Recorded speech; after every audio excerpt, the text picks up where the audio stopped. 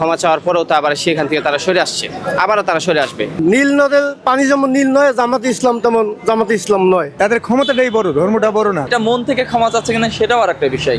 সবাইকে স্বাগত জানাচ্ছি বাংলা অ্যাফেয়ার্সের নিয়মিত আয়োজন পাবলিক অ্যাফেয়ার্সে। সাথে আছি আমি সাদ রহমান। 1947 থেকে আজকের দিন পর্যন্ত যারা আমাদের ব্যবহারে কষ্ট পেয়েছেন তাদের সবার কাছে নিঃশর্ত ক্ষমা চাচ্ছি। জামায়াতের আমির ডক্টর শফিকুর রহমানের এই বক্তব্যকে কেন্দ্র করে রাজনীতিতে চলছে এক নতুন উত্তেজনা। সাধারণ মানুষ কি ভাবছেন? তারা কি মাফ করবেন জামায়াত ইসলামকে? চলুন জেনে নেওয়া যাক।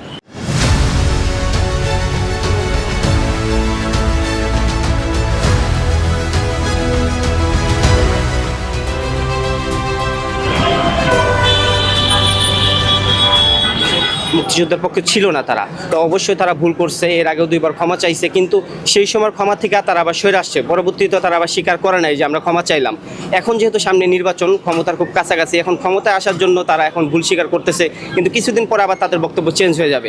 তারা আবার সেই ধানাই পানাই করে কথা ঘুরিয়ে ফেলবে। কিন্তু এখন জনগণের মন কাড়ার জন্য শুধু তারা বলতেছে যে আমরা ক্ষমা চাচ্ছি, কিন্তু আসলে বিষয়টা এরকম না, বিষয়টা ভিন্ন। নির্বাচনের পর বিষয়টা ভিন্ন হয়ে যাবে। তারা তো এর আগেও দুইবার ক্ষমা চাইছে, ক্ষমা চাওয়ার পরেও তো আবার সেখান থেকে তারা সরে আসছে, আবারও তারা সরে আসবে। এই কাজগুলো হলো তার অভিনয়। তারা অনেক সময় এরকম করছে।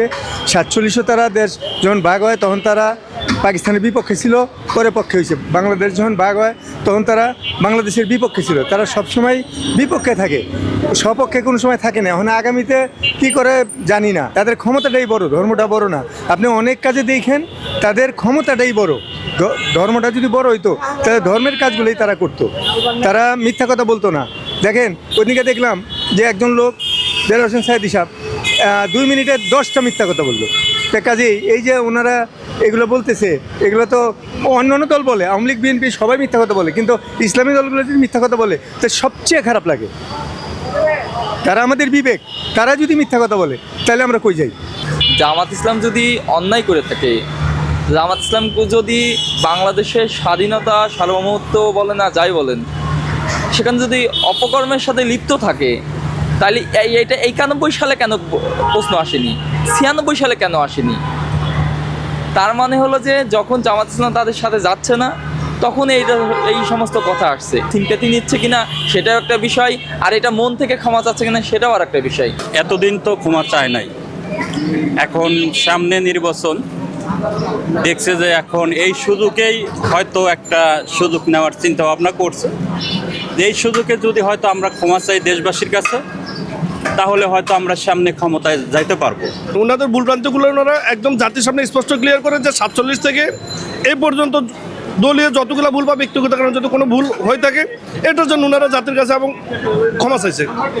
এটা আমার দৃষ্টিকোণ থেকে এটা ভালো, কিন্তু এটা নির্বাচনকে দেখতাম যে নির্বাচনকে সামনে রেখে মানুষের মধ্যে জায়গা করে নেওয়ার জন্য এরকম না। এবার একটা মানুষের মনে সাড়া ফেলাইছে, সাড়া জাগাইছে মানুষের মনে, এবং আশা করি এটা পজিটিভলি দিব মানুষ। এখন বিষয়টা তারা নির্বাচন সামনে করে জনগণের কাছে ক্ষমা চাইছে। এখন ক্ষমা যেহেতু চাইছে, ক্ষমা করে দেওয়াটা উচিত। কারণ সে ভুল যদি বুঝতে পারে, পরিবর্তে যদি আর ভুল না করে তাহলে ক্ষমা করে দেওয়াটা উত্তম।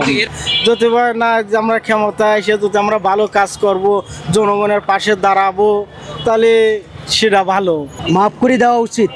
কারণ আল্লাহ পাক বলতেছে যে আমার কাছে যদি এত অপরাধ করে মানুষ যদি মাপ চায়, পাহাড় পর্যন্ত মানে অপরাধ করিয়া যদি মাপ চায়, তা আমি যদি মাফ করে দিতে পারি, ওরা মানুষ হয়ে মানুষকে মাফ করে দিতে পারবো না কেন? এবং ওরা ক্ষমতায় আসুক, ক্ষমতায় আসলে এর আগে দুটো সরকারকে দেখছি ওরা কেমন দেশ চালাইছে।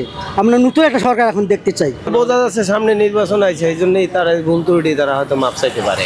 যদি ভুল তারা করে থাকে তা স্বীকার করলে সাধারণ জনগণ ক্ষমা করে দিতেও পারে। সামনে নির্বাচনের উপলক্ষে একটা দল হিসাবে তাদের যে আমির সাহেব বলছে সে নিজে বলতে হবে সে কতটুকু সত্য বলছে, নাকি সামনে নির্বাচন দেখে জনগণের মনেও ভাব বা জনগণের ম্যান্ডেট নেওয়ার জন্য সে বলছে, এবং সে নিজে বলতে পারবে।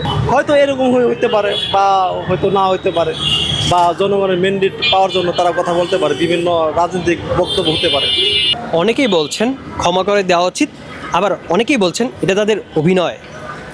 সাধারণ মানুষের মনে জমে থাকে অসংখ্য কথা, আর সেই কথা জানতে এবং জানাতেই আমাদের এই পাবলিক অ্যাফেয়ার্স।